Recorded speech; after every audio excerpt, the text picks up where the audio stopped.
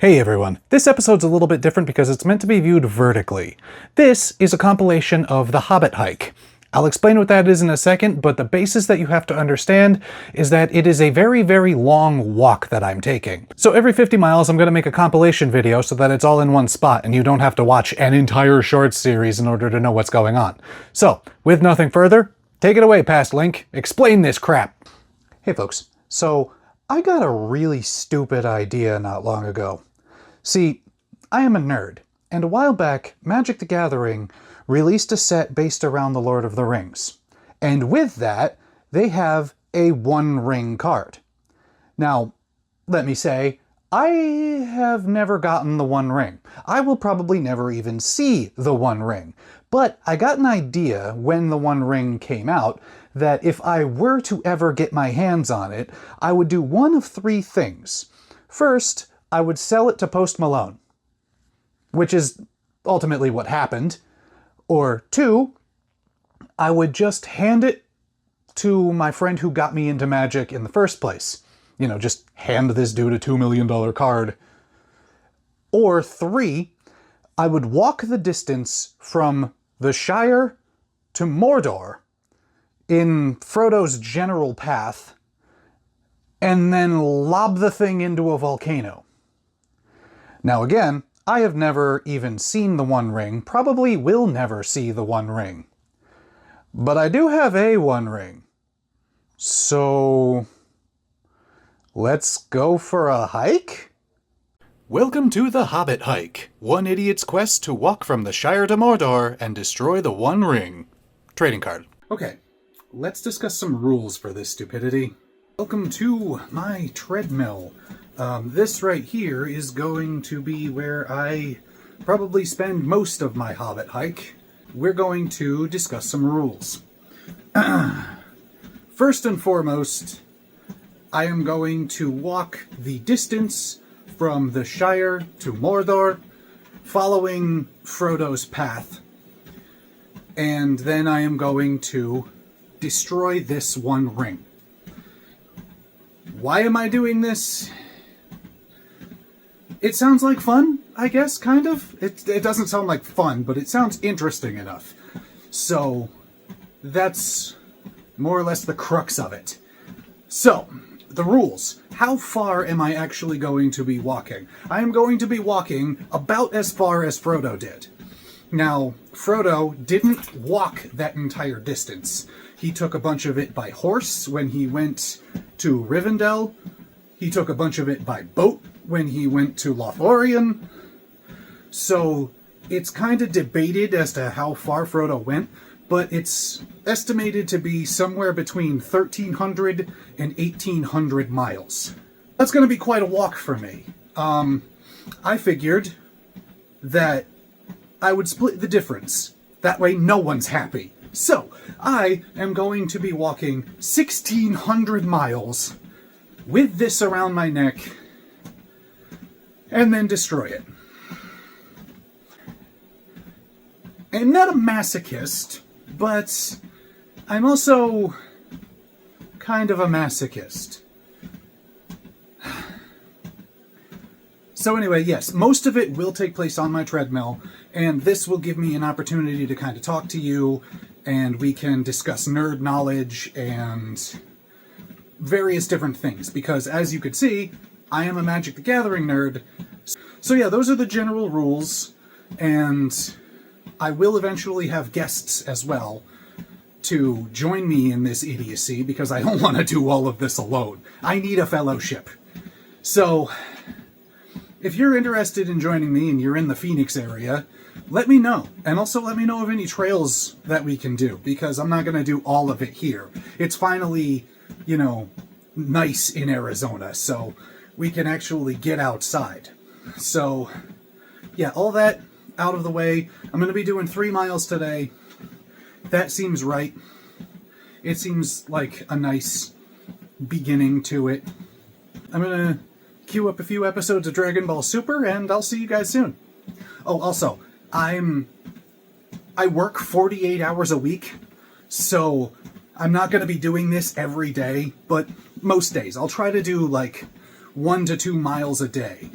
But I'm not going to be doing it every day because I work 48 hours a week, and some days I'm just going to come home and pass out. On those days, you guys can go to hell. I love you, but you can go straight to hell. Do not pass heaven. Do not collect 200 souls. Well, folks, first mile down, 1,599 to go. Also, Goku and Beerus are hammering away at each other, getting ready to destroy the cosmos. So, there's that too. Alright, there it is. First 3 miles logged. Right now I'm walking at 1 mile per hour just to get footage, but it was at 2.5 the whole time. Got a whole bunch of steps in. About an hour, 12 minutes. Alright. Well, let's start this long haul. So I think I may have gotten this a bit too early. Let's talk. Hello everyone, welcome back to my treadmill.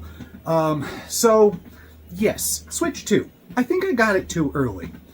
And let me explain this a little bit, because, don't get me wrong, the Switch 2, perfectly serviceable system, but there are kind of regrets, because the Switch 2 doesn't really have anything going for it that I really care for.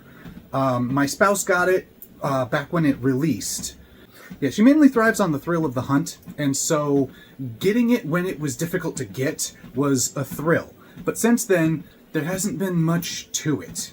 See, she is a fan of Mario Kart, but the thing about that is it's a social aspect, because we are streamers as well, and trying to get a bunch of people to get a Switch 2 and Mario Kart 9 and Switch Online, you know, we can't exactly justify asking people to spend $600 just to play with us on all of that.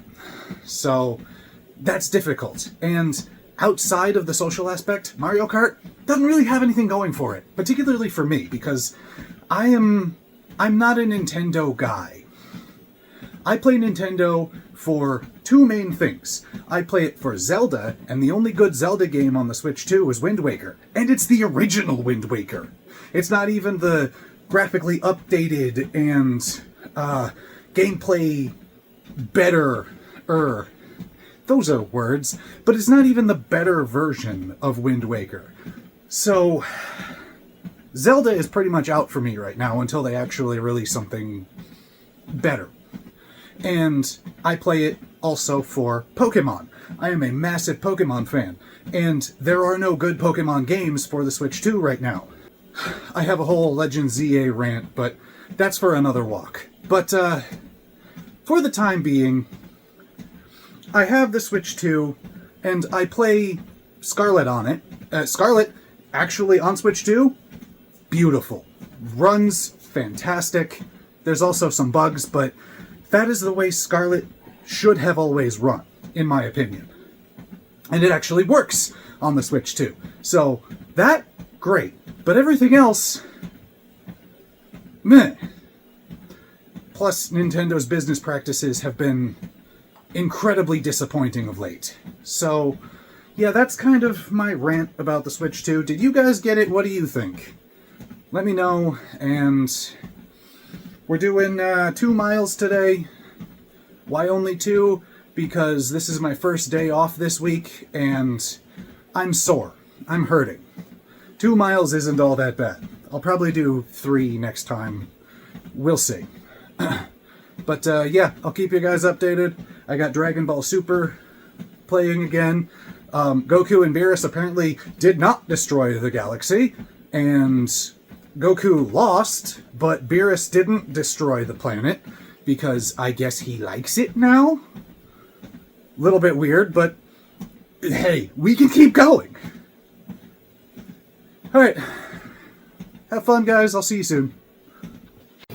Alright, folks, we've done it again. Just crossed the 2 mile mark. And that's 2 more miles down. So, this is what we have left to go. That's negative. Ray! How are you, you beautiful son of a bitch? Going 1 mile to answer a question. Okay, so, Ray on YouTube asked me if I would be live streaming my progress. Short answer to that is yes. Alright, video over. Okay, later.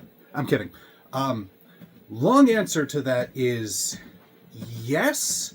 However, probably not very often, because I do intend to get out in nature a little bit throughout all of this.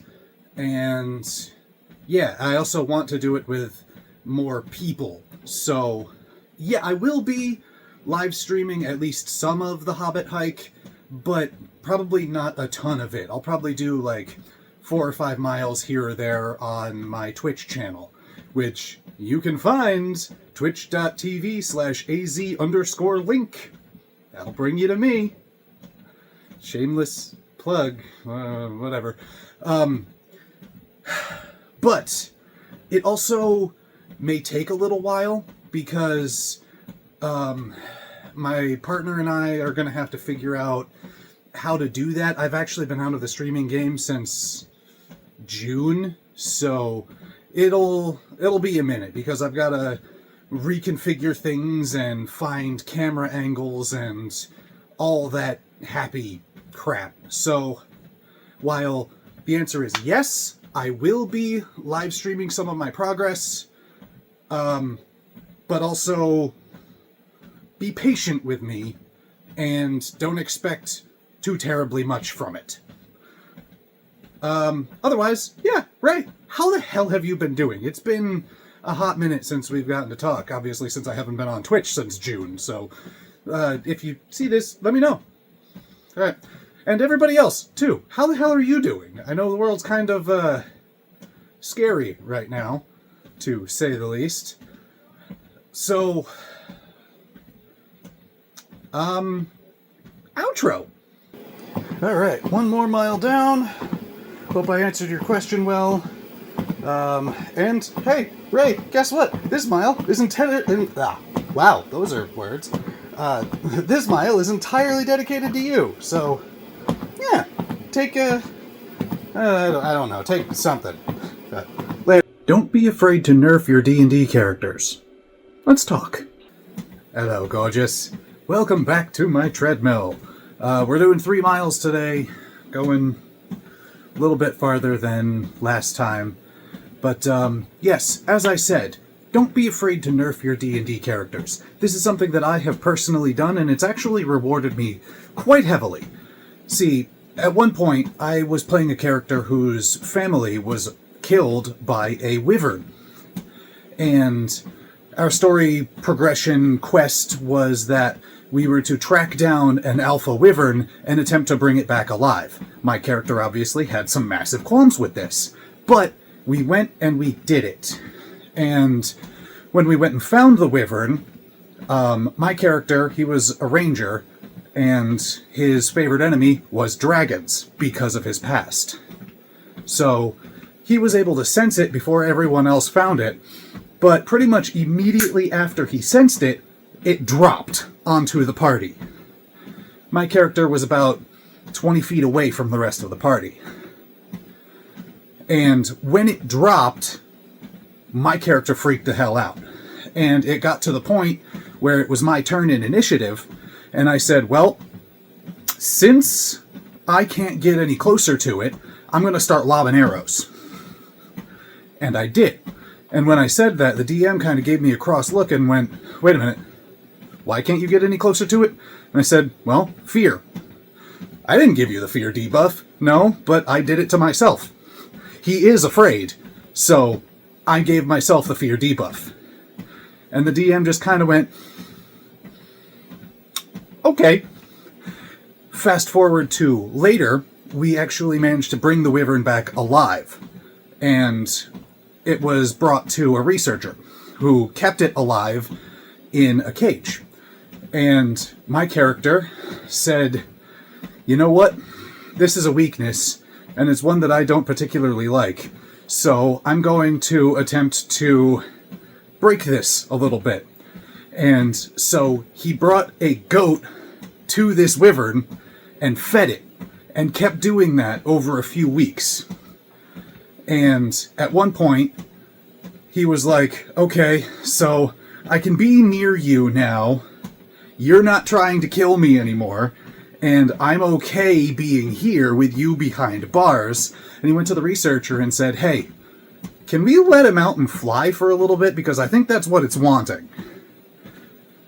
And unfortunately, that campaign ended, but the DM was dropping hints as to me getting to be able to more or less tame that thing, and maybe even ride it into battle. So, I went from a little nerf on my character to just about having a wyvern mount. So, yeah, don't be afraid to nerf your characters. And I will check in soon. Have fun, guys. And there we are. Another trip down. Another 3 miles. This is where the counter's at. Alright, we'll see you soon. Hey folks, special edition of the Hobbit hike today. I'm off the treadmill, and I am at the Phoenix Wildlife World Zoo? World Wildlife Zoo. I thought it was Wildlife World.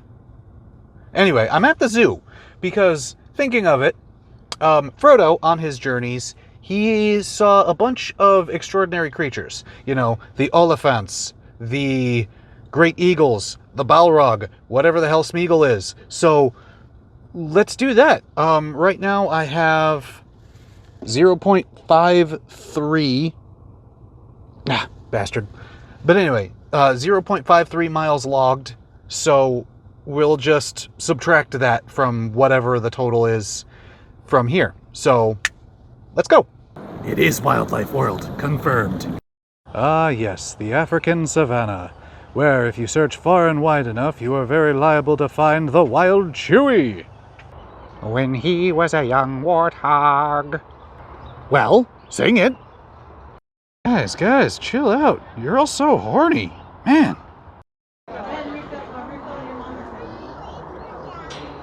Ugh, slobbery.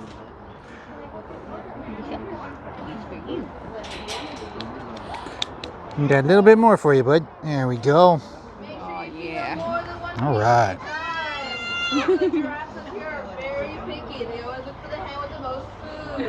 Something funny is I am actually recording this on a Wednesday. Mike! What day is it? What day is it? Alright, now things are just getting excessive. Over here, we're kinky horny. Jesus, have you guys no shame? Think of the children! So are you white with black straps or black with white straps? Believe it or not, I actually do know the answer to this. They are. Alright, so we take horny, and then we put our whole Watusi into it. I'm sorry, I promise. I'll stop with the horny jokes. You're a friend, right?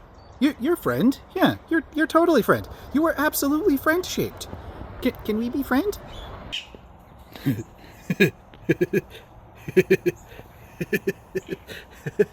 I'm 4.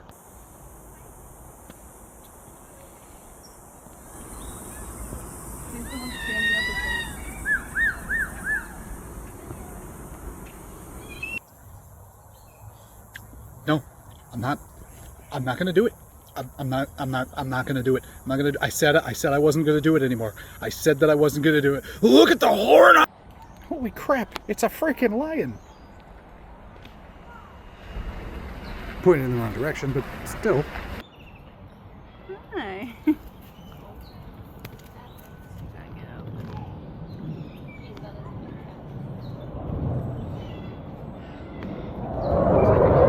And this cobra with his tongue hanging out. And of course the loudest and most obnoxious animal at the World Wildlife Zoo, the United States military.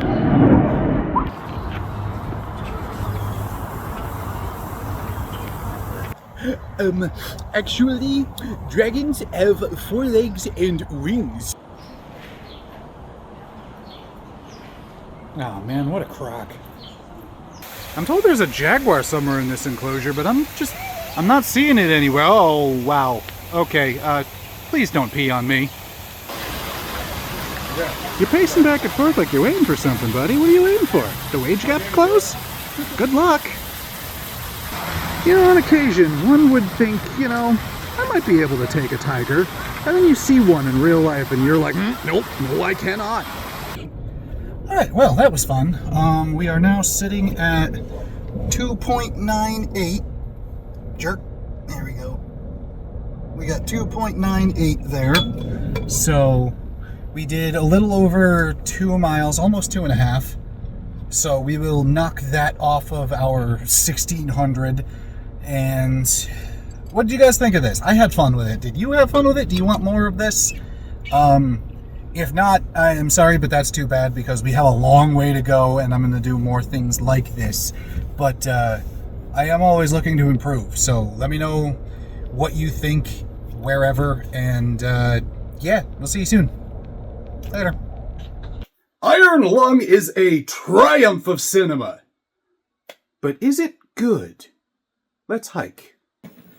Hello, folks. I'm going 2 miles today because I did a lot of yard work and I only want to do 2. And that's pretty much all. Anyway, Iron Lung. I went and saw it over the weekend. I'm not going to give any spoilers because it has only been in theaters for a weekend.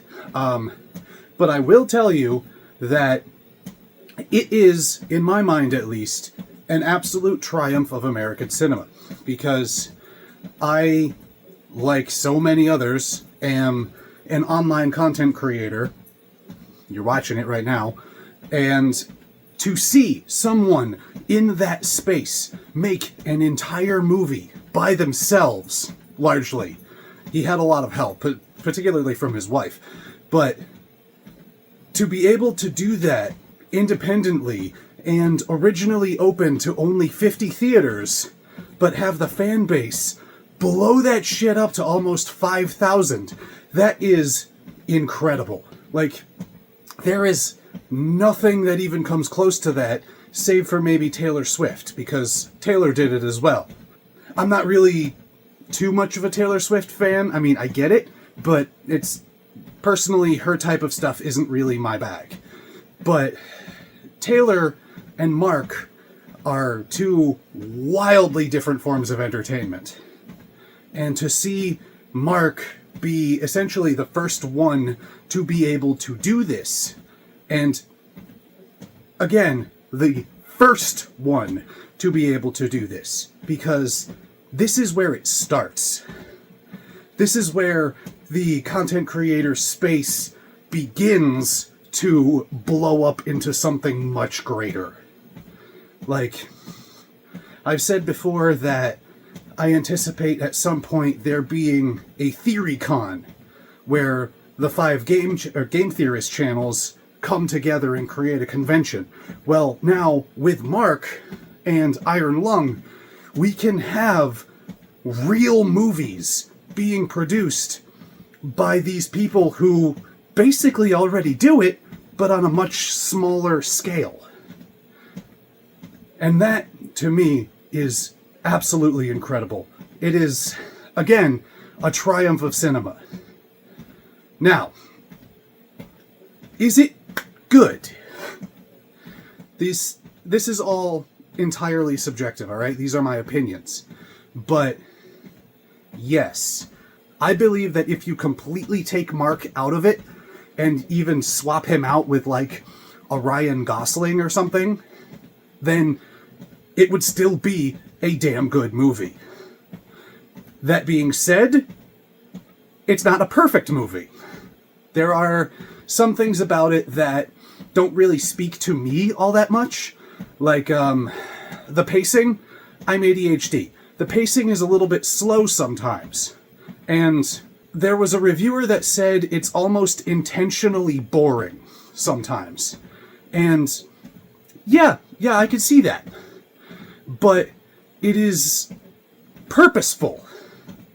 And there's a point to it.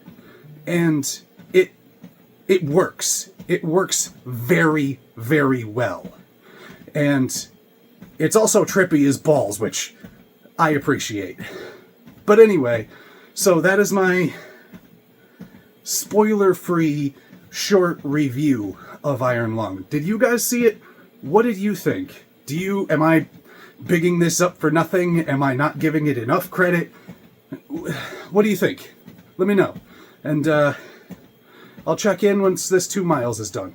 Later. Alright, another 2 miles down. And here's where the counter is at now. Have fun, guys. This card is a proxy. This card is a proxy.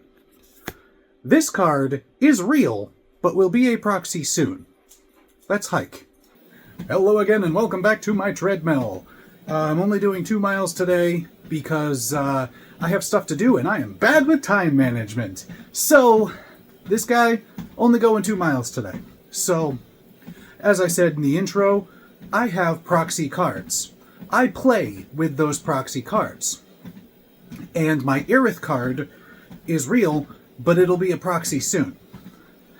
Now, I know that it's kind of a stigma to play with proxies sometimes, but the way I see it, and much of my friend group who also plays Magic, we don't really care all that much, because Magic the Gathering is a card game, and the goal of a game is to have fun.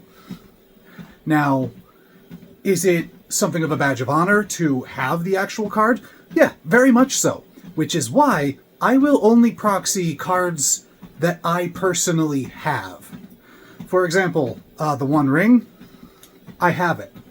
So I feel perfectly fine proxying it because I do not want to play with an $80 card. Same goes for the Soulstone. I pulled the Soulstone in one of my first Spider-Man packs, so I feel perfectly fine proxying it. And not playing with another $80 card. Irith, though, is a little bit tricky because she's not all that expensive. But I'm going to a convention soon, Arizona Game On Expo, where Irith's voice actor for the remake will be present, and so I'm going to have her sign that thing. So I'm going to proxy in another one because I'm not going to play with a signed card. You know? So for that, I know it's kind of a stigma, but my friend group doesn't really care, and I already own the cards. I just don't want to ruin the expensive, fancy, shiny cardboard. But what do you think? Do you play with proxy cards? Will you play with proxy cards? Does my logic make any sort of damn sense? Let me know. And I'll check in with you in a bit.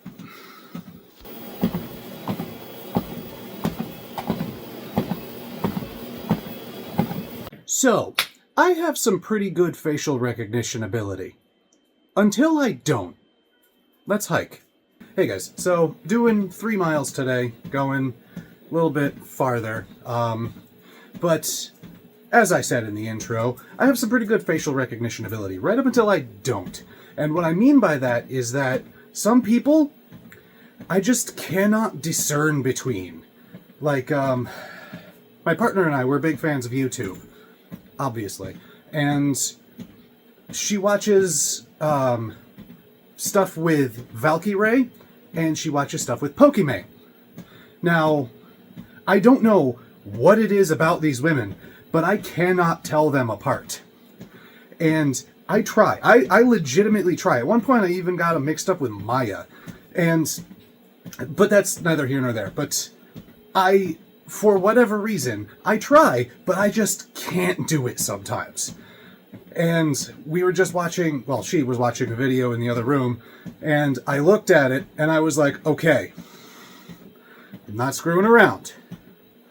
That's Valkyrie. And she said, yes, it is. And I went, fuck yeah! All right. So I have gotten it right a total of maybe 3 times, but that's mainly because of who's around them. Like, Pokimane, I can usually get because she's sitting on a couch next to Lily Pichu, and Lily Pichu is very recognizable to me. But with Valkyrie, she was hanging around with the offline TV household, and they are recognizable to me. But for whatever reason, Pokimane and Valkyrie, and the dog. Hey, you! Hey, you! What are you doing? Hey, come here! What are you doing?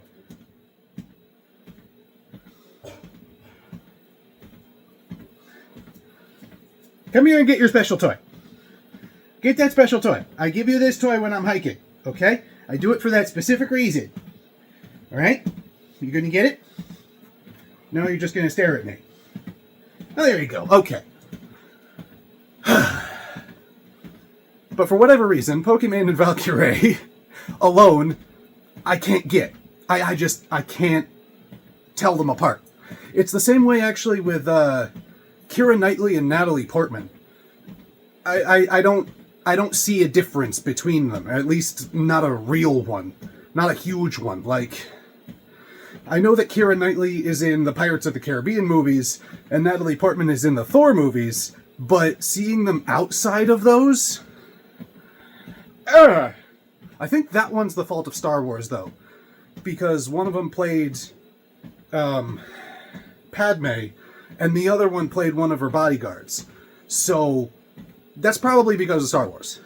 I don't really know where the hell I'm going with this. By the way, if you are a dark-haired white dude with a strong jawline, you're basically all the same person to me. Those bastards can't do.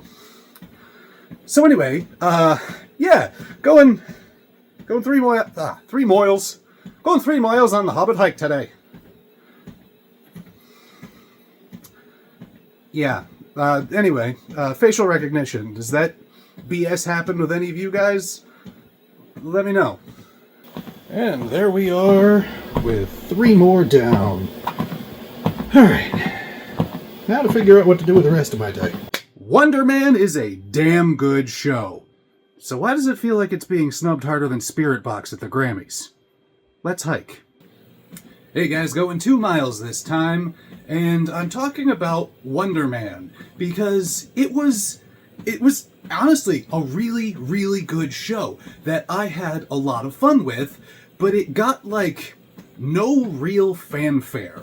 Like, Marvel promoted it a little, but not really to the extent of other projects that they've worked on with, honestly, so much worse quality. Because Wonder Man, it was much more simple, much more insulary, and it was like a slice of life meta commentary about what life would be like in just the world where superheroes exist. And it was wickedly meta because it's about actors while they're acting in a Marvel show making a superhero movie in a superhero world.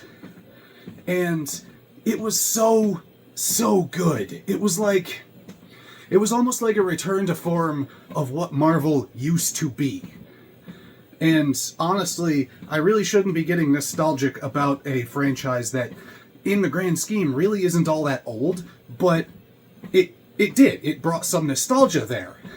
And everything was like the character development, the characters themselves, the wit, because I really enjoy like fast-paced comedy, which is why Letterkenny is one of my favorite shows, and the wit of it, phenomenal. It was great. And Ben Kingsley is always phenomenal. And it just seems a shame that it wasn't given like the proper hype that it deserves. For example, of like the wit. This isn't really a spoiler, so don't get too bleh about it, you know? At one point they were talking about props and how props get handed down sometimes. And he was like, yeah, this guy handed it down to this guy, who handed this down to this guy, who handed it down to this guy, who left it in a bar and I nicked it. That sort of thing. And it just, blink and you miss it comedy, and it's great. Love that crap. And the character development was great. There wasn't like a love story that was shoved down your throat or anything like that. It was like, not quite a buddy cop movie, but just like a buddy movie. It was about friends. It wasn't anything really too much more than that. And that, it was like a breath of fresh air, because not everything has to be a love story. Don't get me wrong, some of the greatest stories ever told were love stories, but it doesn't always have to be. And this highlighted all of that. And it wasn't given, like, almost anything. So, yeah, do you feel like it was snubbed? Because, honestly, I kind of do. So let me know your thoughts and I'll check in a minute. Later. Well, here it is, folks. We got 2 more down, and this many left to go. In the end, I feel like what Marvel is doing right now is saving up hype for Avengers Doomsday, which, to an extent, I understand, but it just seems sad to me that this project had to fall victim to it, because it is really, really good. So, I'm just going to keep shouting from the rooftops that this is a message for Magic the Gathering. If you're not Magic the Gathering or Wizards of the Coast, stick around anyway so that the algorithm incorrectly believes I'm worth caring about. And let's hike. Okay, now that it's just us, hey, Magic the Gathering. We need to talk about some legendary creature cards here, because I feel like we need a couple. Like, you're not gonna let the Jim Henson Company make these 2 charming-ass Boggart bastards and not let us play them, right? Right? I mean, that would just be a huge misstep on your part, wouldn't it? I mean, if you were to make them, you know, I would certainly play them. I mean, even if they suck, I'd make them commanders because they're just so charming and fun, and I really enjoy their song. In fact, it's on my playlist right now, which you can find on the Red Play Button app. But yeah, we need this, right? Don't we? Don't we? Going 3 miles today, and wanting these cards. I mean, even if they suck, I'd make them commanders, because they're fun. Let us have fun, wizards. Let us have fun. I'll check in a bit. Later. All right, another 3 miles down.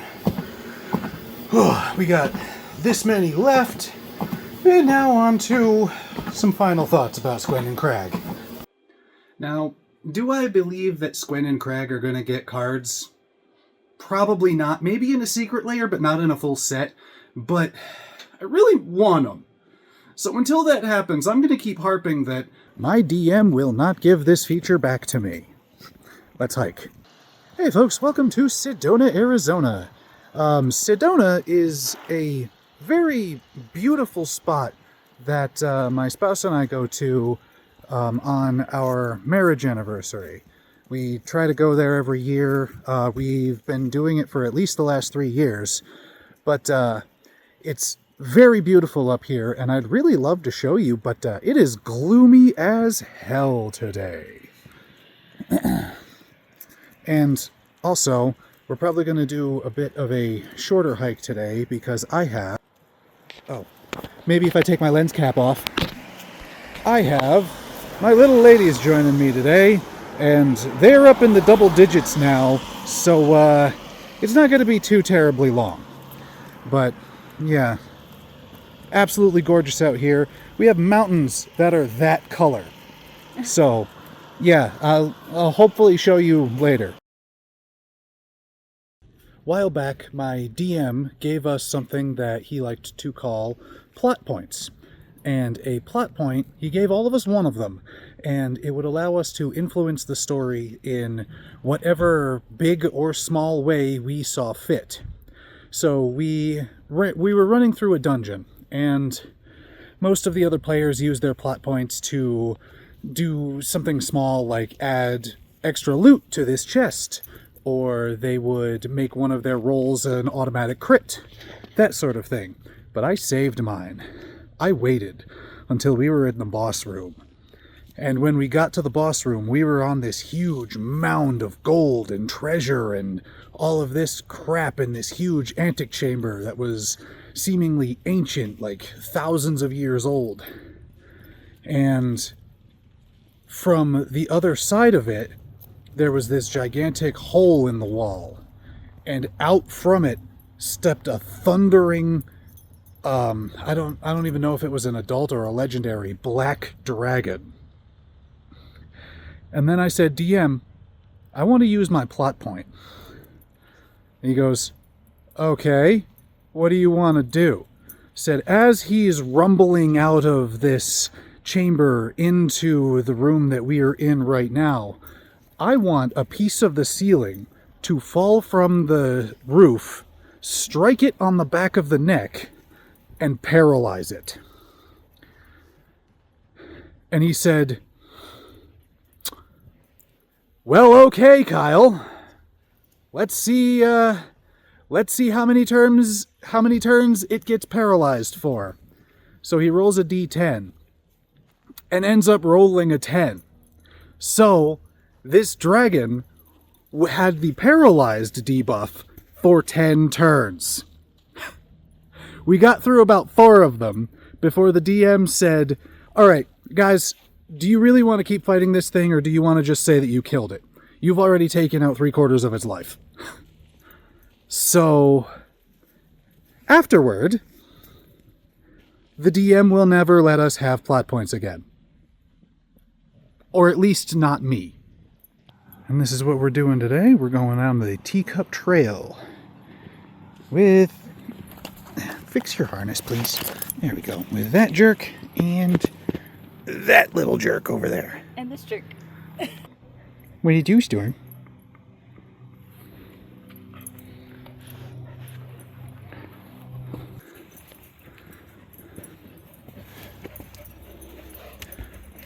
Alright.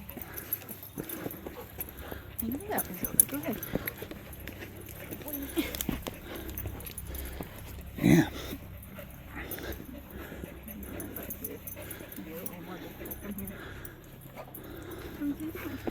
Okay, Storm. You ready to turn around? You ready to go back? Yeah. Alright, folks, this leg of the hike is done, and we went another mile. So yeah, there's that. Have fun, guys. Frodo ran away from a lot of stuff, didn't he? Oh, shit. Hey guys, so Forloom over on YouTube at one point suggested that I start doing some runs, because Frodo ran away from a lot of stuff, namely combat, usually. And I decided that I was going to yes and that, and do a mile run every 25 miles. So yeah, that's what we're doing today. You may be asking yourself, why does that say 24? Well, that's because I screwed up.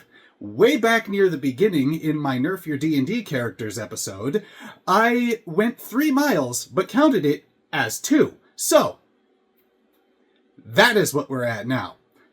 So, yes, we are indeed at 25 miles. At the end of this, we're going to be 26. So, yeah, let's get it, I guess. I'm going to max out the speed on my treadmill. It goes up to about 5.5, I think. And I'll just have this on me, and you guys can listen to some hype beats or whatever while I'm doing this. So, yeah, let's go, eh? Maybe.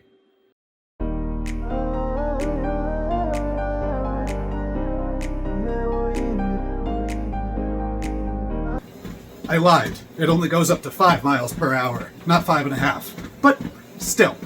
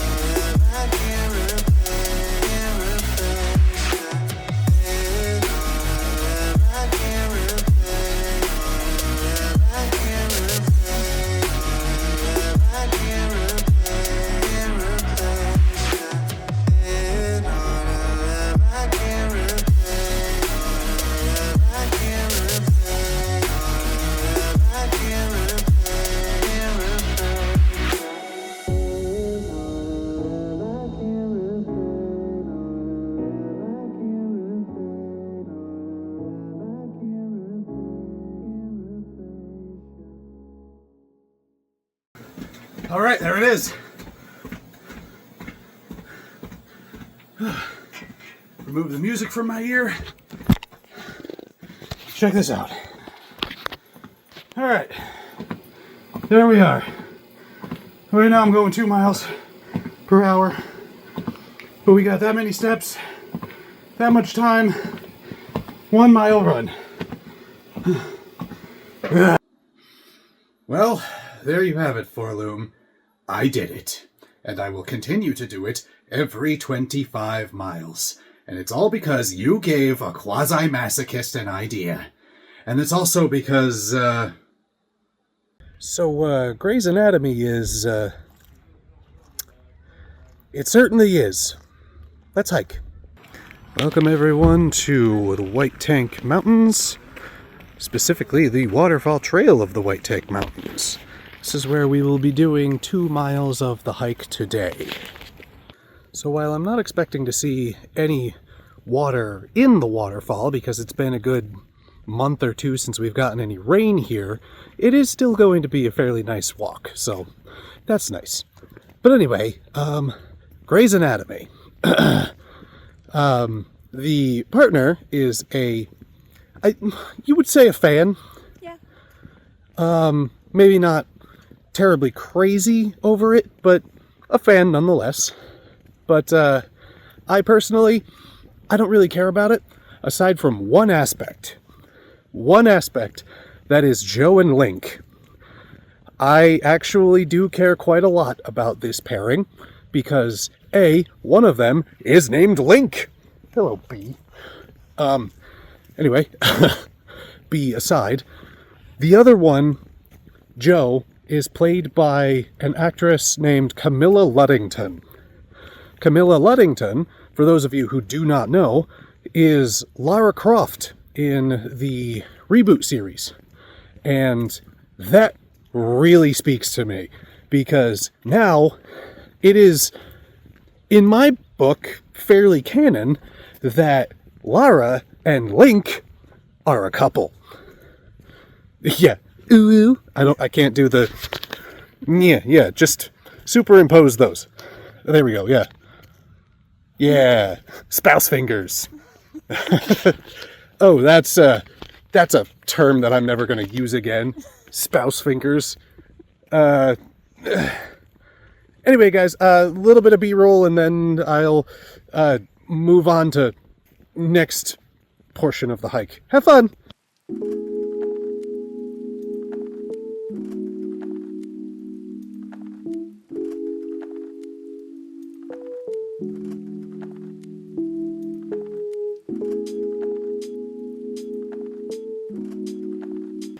Well, there we go. There's some misty mountains.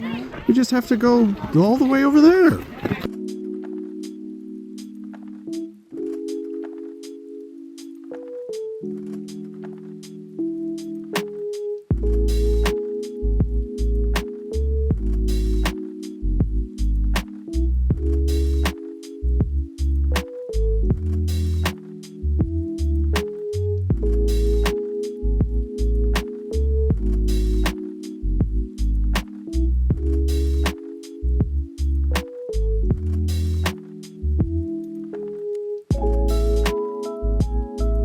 One of the neat things about this trail in particular is that some of the rocks here have petroglyphs on it, and or some really cool weathering, not really certain which, and also a really determined plant. Holy crap.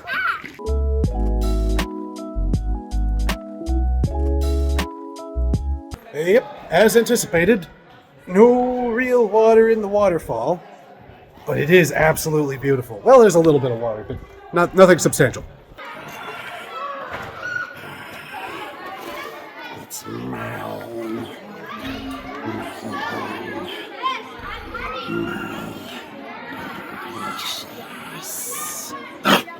Okay, back at the car, and we got 2 miles down, so that's 2 down and this many more to go. Jesus. War Boss Mad Sam's gonna love this one because we're talking about orcs, baby! Let's hike. Given as clear that it is of how large of a nerd I am, I feel that it's not really a stretch to assume that I'm also a Warhammer nerd. Actually, here are my credentials. This is my Heldrake. I'm a bit of a Warhammer nerd. So, stay. As a fan of this series, I want to tell you that I absolutely love the Warhammer 40k orcs. Because they are just so grossly overpowered, but their brains don't work in a way in which they realize how grossly overpowered they are. And it is incredible. See, the way an orc in 40k works, 40k, well, Warhammer in general, is a world of magic. Warhammer 40k, most of the magic has been replaced by science, but there is still magic in it. And really, only one race can use it still, and that is the orcs. Thing is, they don't realize that they can use it. It creates this really fun, dichotomy of, yes, I am probably the most powerful being that there is, and it's all based on belief, but I don't actually understand that my belief is what's making all of this happen. For example, an orc at one point was caught and detained by the Inquisition. And an Inquisitor said, "Hey, guys, watch this." Emptied his bolt pistol, handed it to the orc, and said, "There is one bullet in here. Shoot me." The orc took the bolt pistol, just kind of looked at it for a second, said that there was one shot in there, pointed it, pulled the trigger, killed the Inquisitor. Because he believed there was one bullet in there, so there was one bullet in there. An orc can literally take a rocket, slam it into a crater, and that's how the Humies do it, right? They put the bits on the bits, and then it works. So yeah, slam that rocket onto the crater, ride it into battle. It's not just a crater, it's a rock! It's a rock! And last up, for the probably most humorous example, is there was a group of orcs who got the idea to disguise themselves as a platoon of Space Marines. So they did. They got Space Marine armor and, they grafted it onto the armor that they were already wearing in kind of a, at least kind of similar facsimile to what the Space Marines were wearing. And they were like, okay, now, we're going to infiltrate them, we're going to see how the Humies do this, and then we're going to take them out from the inside. And so, they're very clearly still orcs, but with bits of armor on them from Space Marines. So they go up, and they start talking to the other Space Marines as if they are Space Marines themselves. And the other Space Marines are like, you know what? Let's just see where this goes. So they welcome them in. And they treat them like Space Marines. And over time, we don't know what happened to them. Believably, they started thinking that they themselves were Space Marines. And so they just turned into Space Marines. Now this is an incredibly overpowered ability. But the orcs, they don't know that they have it. And I love that about them. Orcs are probably my favorite faction in all of 40k. Hands down. Warboss, if I'm wrong about any of this, just let me know, but I love these guys. Alright, there's another 2 miles down, and this many to go. Have fun, guys. I'll see you soon. The Gen 10 starters have been revealed, and like many of you, I have some thoughts. Let's hike. Going 2 miles today as I talk about Pokemon. So, I am a massive Pokemon fan. Always have been. It's like Aslan from Chronicles of Narnia, the first one, where he's like, "Do not quote the deep magic to me, witch. I was there when it was written." Therefore, yes, I've been on this train for 30 damn years. So it has become a massive part of my life, and honestly, it always kind of was. There was some lost years there around Gen 5 where I didn't really care all that much. Gen 4 was kind of lost to me, as was Gen 6. I got on a little bit more at Gen 5, but then kind of fell off around Gen 6, 7, and then when 8 happened, I was back on board, baby, and have been ever since. So, Gen 10, Winds and Waves, was just revealed, and the starters were revealed, and honestly, they're really damn good looking, because I believe they're like the perfect next step for starter Pokemon, because that's kind of the way it's supposed to be, right? The first stage of the starters are supposed to be very cute, and all of these, they are very cute. Brout's a little bit ugly, but in a cute way. And then, like, the middle stage, the second stage, those are supposed to be kind of stupid looking, because it's a transitionary period.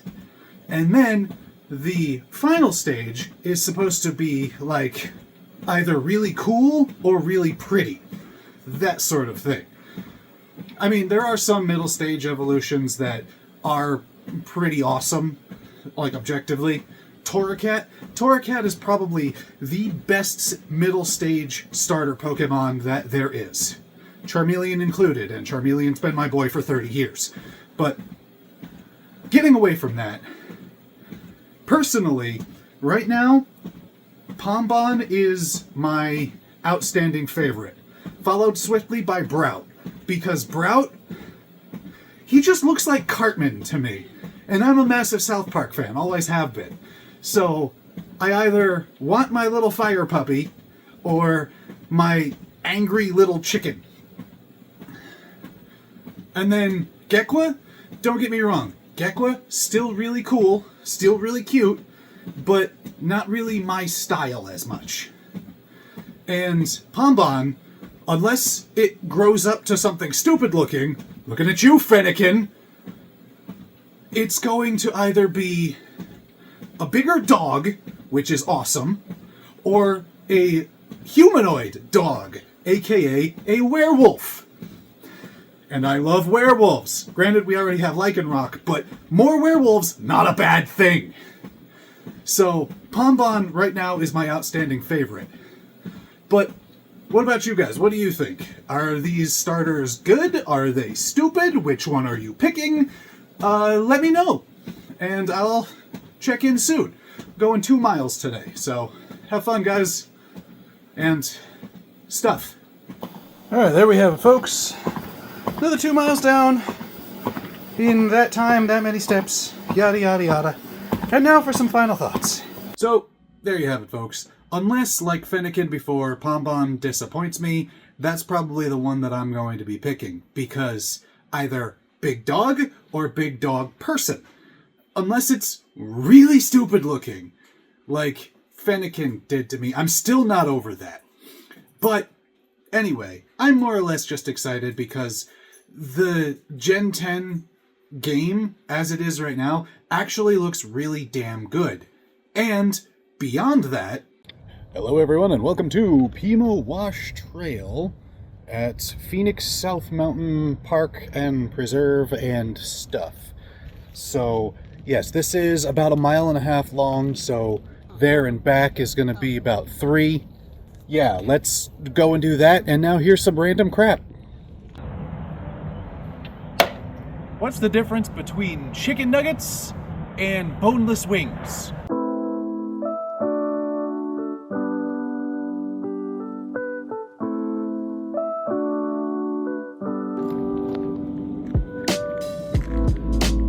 Have you ever been so constipated you thought you might actually go Super Saiyan?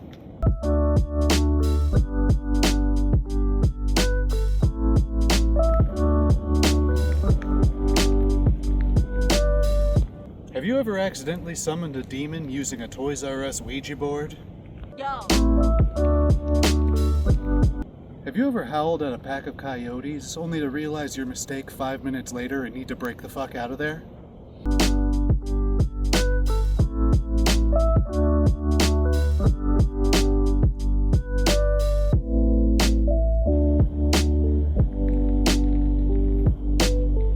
Have you ever hooked a cow heart up to a car battery just to see if it starts beating? Have you ever done so much cocaine?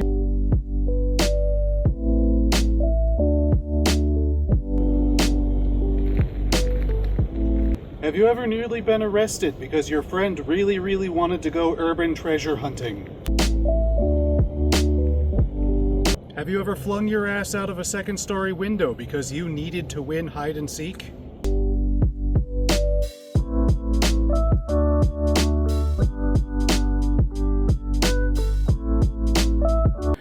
Oh, well, this hike's pretty much a wash. Oh well, maybe next time.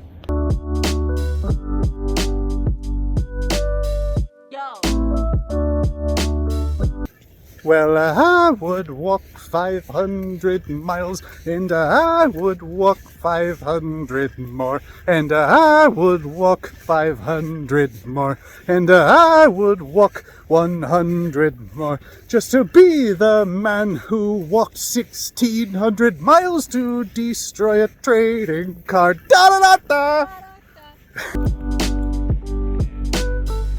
Have you ever lobbed a black bear across the street at an off-duty police officer? Okay, folks, 3 more miles down. That is where the counter is at. Maybe not there. Maybe there. I don't freaking know. The counter is up on the screen now. We got 3 more miles down. We got a whole bunch of random bullshit spewing out of my mouth. Some of those will actually be legitimate Hobbit hike topics, but they're going to be Hobbit hike topics later. So, for this episode of Hobbit Hike, have fun, and I will see you soon. Later. So what would it be like if I actually expanded the fellowship? Let's hike. Wow, the sun is in my face. But, hello everyone. Pardon the wind, but welcome to the Holbert Trail on South Mountain in Phoenix, Arizona. I am here with Zonzalord, aka Robert, and actually, you, sir, are the first member of the Fellowship of the One Ring card that is not me or someone I'm married to. So, so that's pretty cool. This is what we're hiking on right now. So, pardon the bounciness. But yeah, why bother? But something that I'm trying to do is, with members of the Fellowship, I would like them to give some nerd knowledge as well, because while a wealth of information, I am not infinite. So, without further ado, here is some nerd knowledge from Robert, aka Zonzalord. Oh, hey. This is. Pretty sure this isn't part of the trail, though. Well, oh, look. Cat. Oh, there's some graffiti here. Yeah, cat.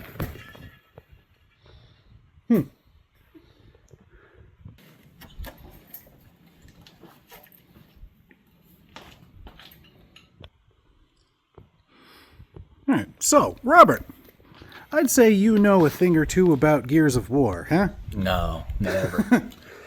Yeah, I know too much about Gears of War, it feels like. So, give me something. Well, one of the first things I can think of is how entwined with that world that the Carmine family is. Carmine's being very popular with being killed off in the games. I think, didn't in the last one they save him through a vote? Gears of War 3, yes. Ah, Clayton Carmine got voted on by the fans whether or not to live or die. And they did not tell anyone what the results were until the game came out. Yeah, my cousin's Xbox avatar had a shirt that said Save Carmine. I had no idea what the hell he was talking about. But they actually had 4 brothers in that batch. One you never actually saw in the games because he didn't join the military. He stayed and worked in the family business. Which one? We don't know because they had law offices, they had insurance brokers, there was a deli, I believe. A deli? Yeah, they they had transportation companies. Like, Carmines were rich. Why their kids were in the military at all was just because of how dire the situation was. Oh shit! Wow. And if I remember correctly, there's a Carmine in every canon game, including the tactics games, which are canon because of Kate Diaz. Her father is the main character of the tactics games. No shit, man. Yep. And I'm pretty sure, if I remember correctly, Gary Carmine is the Carmine with the quickest showing up and dying timeline. Because you see him and then he gets immediately killed. Carmine! Yeah, because he was the one in Gears of War 4 who got blown up on the wall. Oh, poor bastard. Yep. Everyone feels bad for Gary. He had so much to live for. All right. Well, this is pretty much the end of the trail. We kind of took a bit of a branching path. So now we head back and we see how long this trek is. It should be about 5 miles, but I think we accidentally skipped a bit. So we'll see. Check in soon, guys. Later. I think I can see your corpse from here. Sparta! Well, guys, there it is. We are... Turn it. Can I see that? Well, it says 5.53, so... 13,000 steps even. 13,000 steps even. Nice. Well, Robert, thank you, sir. Yeah, This was an adventure. And so far, it's the longest leg of the Hobbit hike to date. So, I'll pick a longer trail next time. yeah, next time. Next time. But have fun, folks. And we'll see you soon. Later.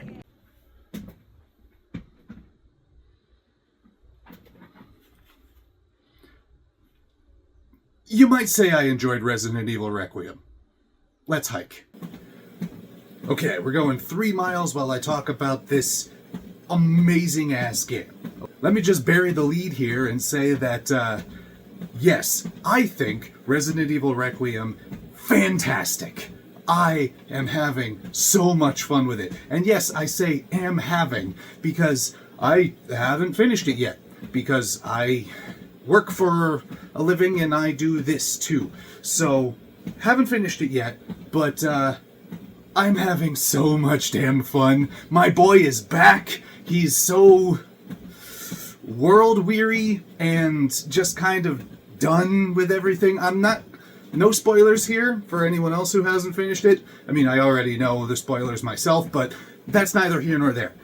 But it's so good. And it's like 2 different games that are mashed together that really shouldn't work as well as they do, because you have one storyline for Grace, which is pure ass survival horror that really digs into the feeling of Resident Evil 7, but with like the inventory management system of the original Resident Evils. And then you have Leon's story that's completely action horror oriented with the inventory management system from 4. And it's 2 entirely different games that are so well blended together. And it's incredible. Like, Leon's segments, completely different than Grace's. Because this guy is just running around kicking the shit out of people, whereas Grace is almost entirely, like, stealth-oriented. And if you do engage in combat, you need to be, like, pretty strategic about it. And really take it easy and be careful with Grace. Whereas Leon, you run in, you shoot shit, you kick the hell out of people. It's just so phenomenal, and I'm enjoying it so much. Leon, obviously, my favorite character in the series. I'm glad to see his return, because 6 was 6. But, yeah, man, that's more or less how I feel about it. It's my spoiler-free review. I might do a spoilery review later, but I don't know, whatever, we'll see. So, yeah, going 3 miles, and I'll check in soon. Have fun. Alright, there it is. 3 more down, that many steps, that much time, yada yada. And now to go on and on more about Resident Evil. So, yay! So, yeah, I can honestly say, no hyperbole here whatsoever, Resident Evil Requiem, best game I've played all year. I know the year's still pretty young, but even still, best game all year, hands down. I'm probably going to run through this thing 2 to 3 more times at the very least. But what do you think? Was Requiem good? Are you wrong? Let me know and I'll check in soon. Oh, wait, hold on. I gotta go grab something.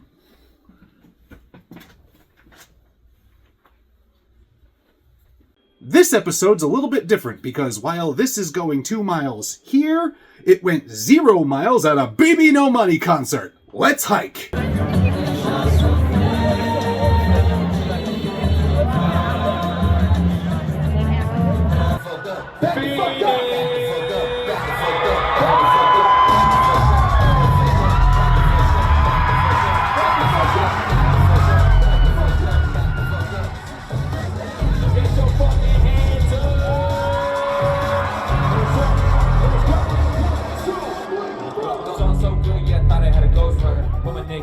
She a ghost rider. Remind me of a flow rider. No way on tail, I'm a low rider.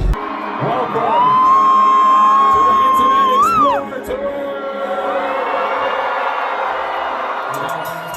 Ring a ring ring and that booty on that thotty made me spring spring spring. And I took her to my pad, made it sing sing sing. With my shit, cause no one's stopping me. This is nonsense, you can make it nonsense, man. Too smart, don't talk to the Z. Y to the E to the Z to the Z to the Z to the Z. Baby, and dollar sign. That's me. That's right. That's me. That's right. I am H-I-M. The Gen Z. Same one I bought, I got cool shit. Never been I'm doing phone. Strict cool fit, lose to a rock. Getting that lane in the way. Mama take me to the store and show mommy. Hey, man, she said I'm a better man. Got a nice place, get it tan. Like I'm money, call me man. Don't think you understand. Fingers shining, diamond hands. Get my bag up every chance. Whoa, I tell that patio.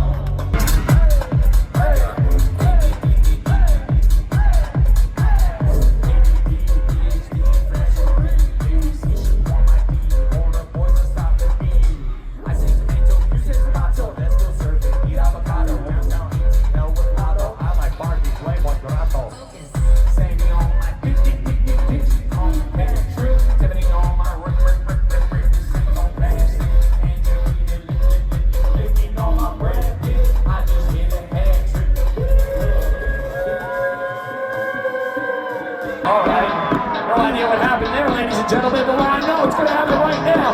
It's going to get your hands up. You can't spell my name without the dollar sign. When borrow money, take whatever. Yes, I'm colorblind.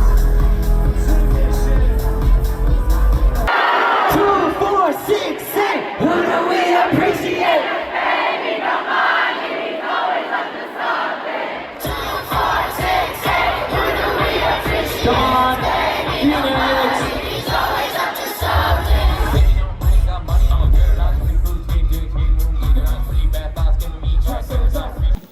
And there we are, folks. 2 more down. One hell of a show later. And now for some final thoughts on it. At the end of the day, BB No Money, not really my kind of music. There are some of his songs that I genuinely really enjoy, but for the most part, he's good, but not really something that I would, like, seek out. You know what I mean? That being said, I get it. And if he is the way he seems to be, like, in person for real, he's definitely my kind of guy. Not really my music, but definitely my kind of person. All of that being said, it was a damn good show. Like, he is one guy with 2 people, one doing the DJ work, another doing the bass work, and then Jungle Bobby was with him. But he's mostly one guy working that crowd, and he did it phenomenally. So, yeah, it was damn good show. And so... Lords, ladies, all you non-binary individuals who are incredibly amazing, welcome to the Arizona Renaissance Festival. Huzzah! We're doing a bunch here today. This might be more episodes than one. We'll see. Majesty, the Queen, our Queen, is coming to this very balcony to help us open the gates. I'm here to partake in your most ancient traditions, whatever they may be. Swords? I wanna. Did you say swords? I wanna go for Want swords? Swords, swords, swords, swords, swords, swords, swords, swords, swords. Yeah. The audience cheered! The hunk moaned! The fight continued! Yeah!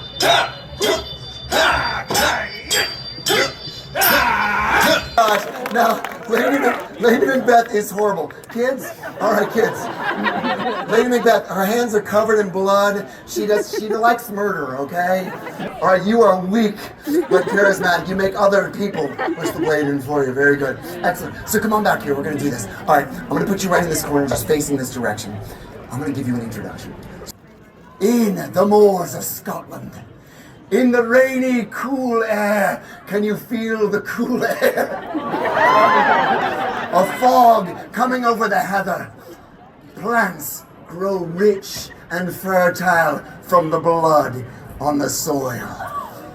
There is one person that wants blood. She knows blood is the river she will take to power. Oh, that looks nice. In Scotland, in the heather, in the fog. Now, I present a woman who will do whatever it takes to come to power. Lady Macbeth.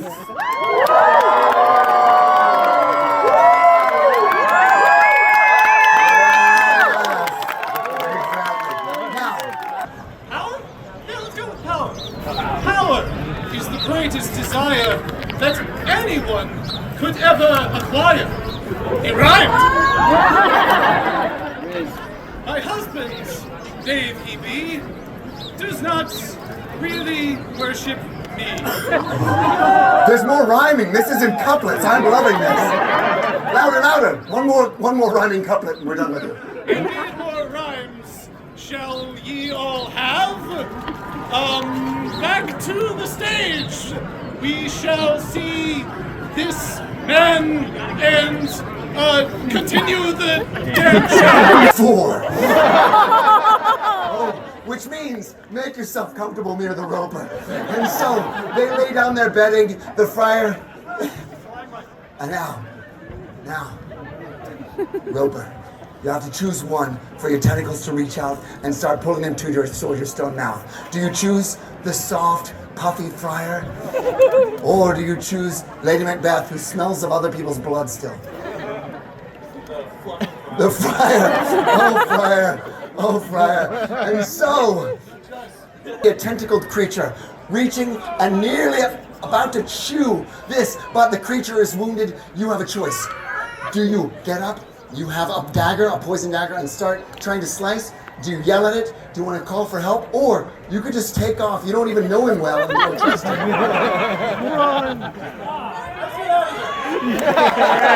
Tell them what you want. We're getting the hell out of here.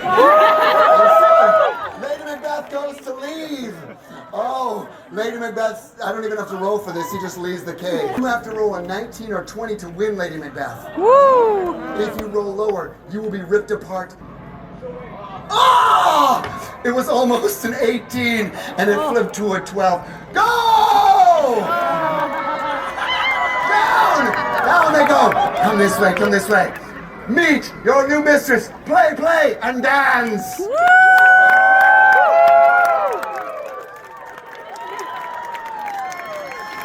Even Lady Macbeth dances in death.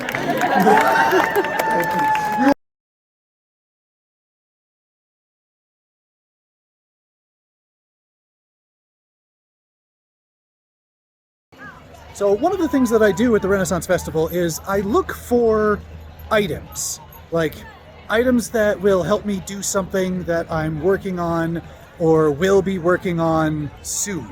So this time, I'm going to be walking a lot. So I'm going to be searching for a walking stick. Come join me.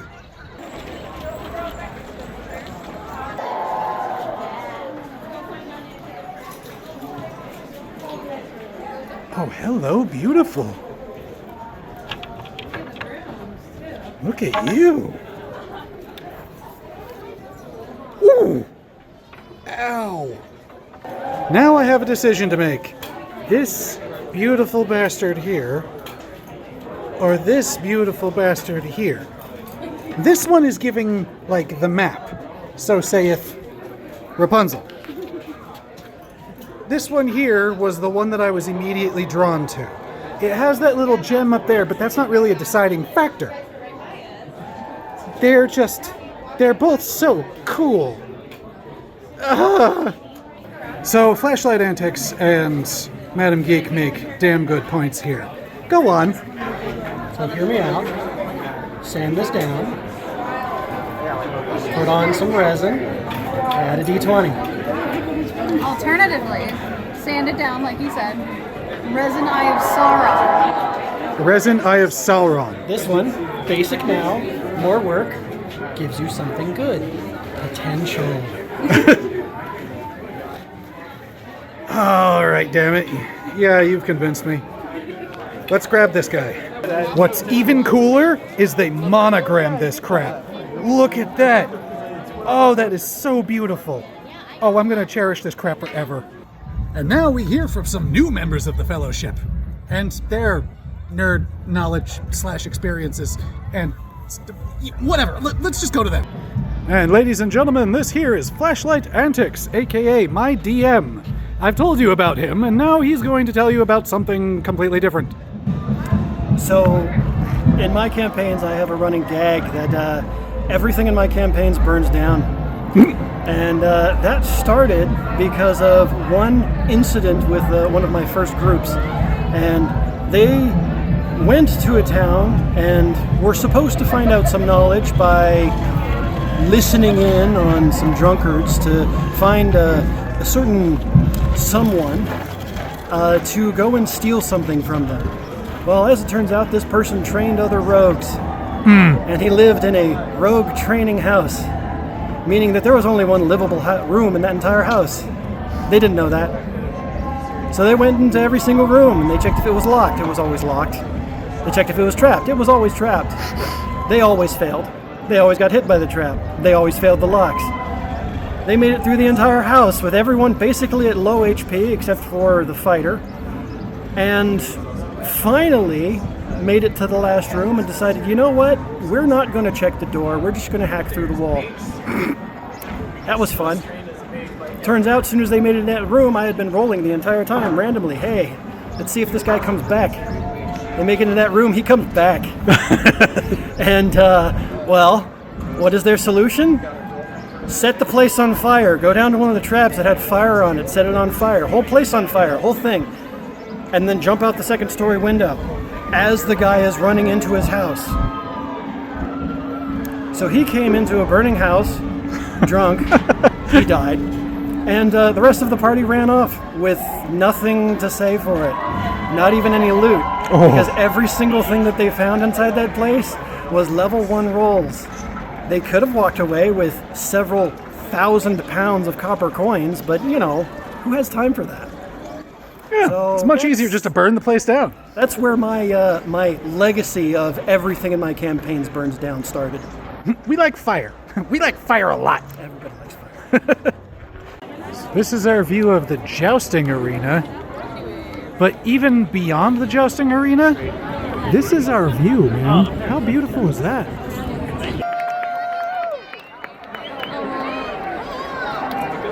The wenches. As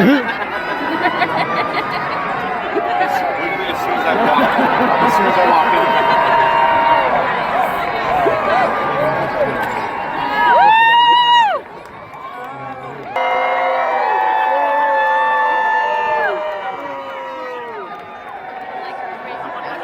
For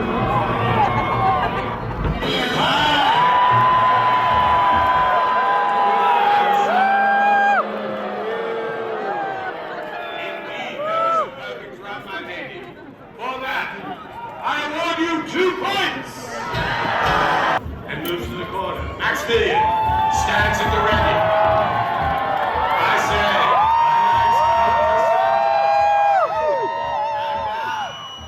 I say, knights, charge!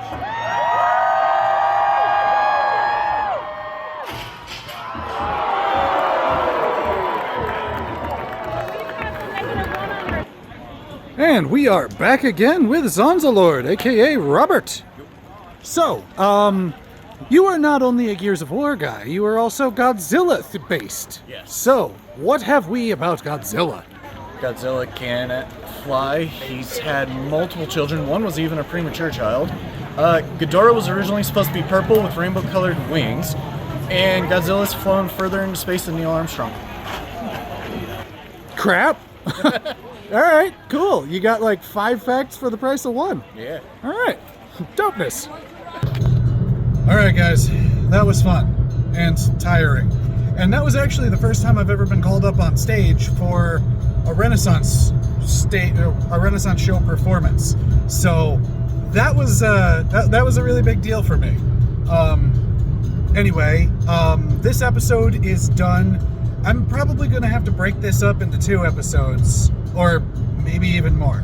I'll try to keep it to 2. But yeah, had a hell of a lot of fun today. Got my walking stick, got it monogrammed, and we got 3 more miles down. That says 2.98. It's close enough, I don't care. So, thank you guys for coming on this journey with me, and I will see you soon. Later.